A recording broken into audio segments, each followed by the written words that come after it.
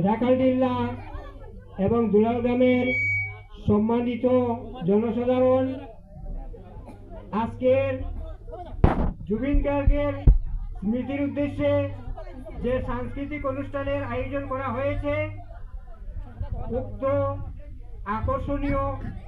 সাংস্কৃতিক অনুষ্ঠানে উপস্থিত শ্রদ্ধেয় সভাপতি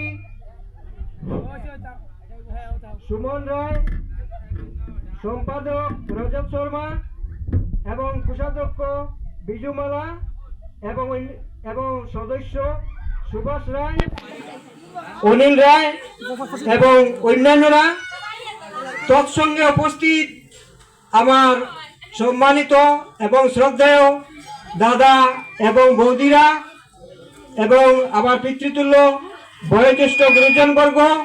আপনাদেরকে জানাই আমার সহস্র প্রণাম। তৎসঙ্গে উপস্থিত আমার ছোট ছোট ভাই বোন, আজকের এই বিখ্যাত শিল্পী জুবিন গার্গের স্মৃতির উদ্দেশ্যে যে সাংস্কৃতিক অনুষ্ঠানের আয়োজন করা হয়েছে, আশা করি এইভাবে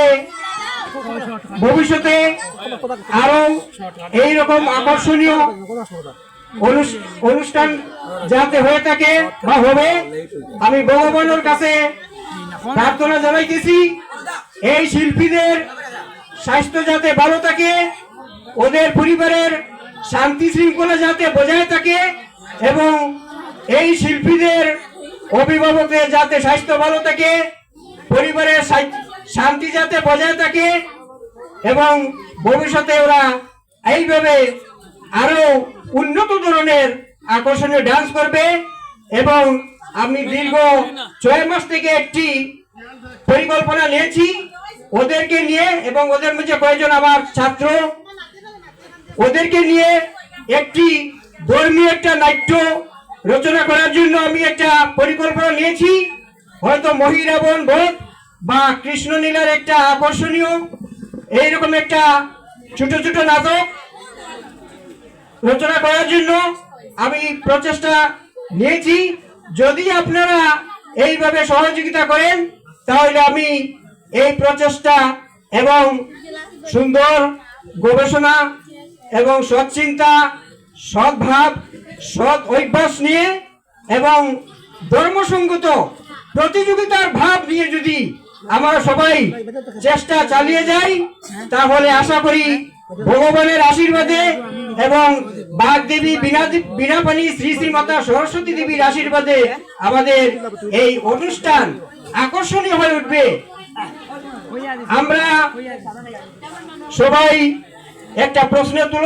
একটি ধর্মসঙ্গত বা শৈক্ষিক প্রশ্ন তুলে ধরব। স্বামী বিবেকানন্দ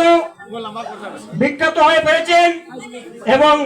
জুবিন গার্গ বিখ্যাত শিল্পী বিখ্যাত হতে পেরেছেন, রবীন্দ্রনাথ ঠাকুর বিশ্ববিখ্যাত হতে পেরেছেন,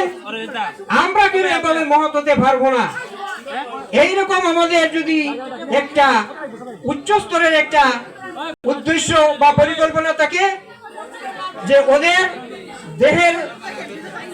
ক্ষতবিক্ষত হলে যেরকম রক্তের রং লাল বাইর হয়, আমরাও এই একই বসুন্ধরায় ফল ফুলকে জীবনযাপন করতেছি। আমাদের রক্তের রং লাল, বিখ্যাতদের রক্তের রং লাল,